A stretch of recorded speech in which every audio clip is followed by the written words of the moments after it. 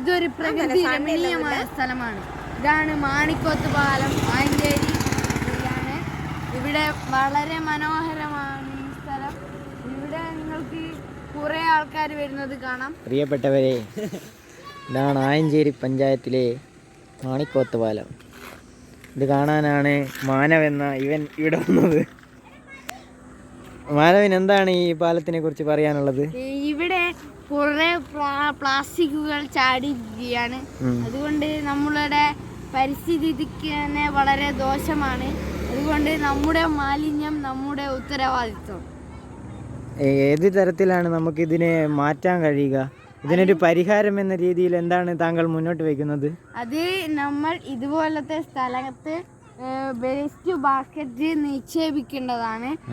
ഇല്ലെങ്കിൽ ഈ പ്രകൃതി രമണീയമായ സ്ഥലത്ത് മാലിന്യങ്ങൾ വലിച്ചെറിയുമ്പോൾ അത് പ്രകൃതിക്ക് ദോഷമാകുന്നു. ഇത് നിങ്ങൾ നോക്കൂ ഗൈസ്, ഇവിടെ പ്ലാസ്റ്റിക് ഇങ്ങനെ വലിച്ച് ചാടിയിരിക്കുകയാണ്.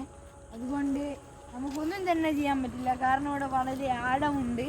അതുകൊണ്ട് പ്ലാസ്റ്റിക് നമുക്കൊന്നും ചെയ്യാൻ പറ്റില്ല. പക്ഷേ ഇതുപോലെ നിങ്ങൾ ഈ സ്ഥലത്ത് വരികയാണെങ്കിൽ പ്ലാസ്റ്റിക് ഒന്നും നിക്ഷേപിക്കാൻ പാടില്ല എന്നാണ് ഞാൻ പറയുന്നത്.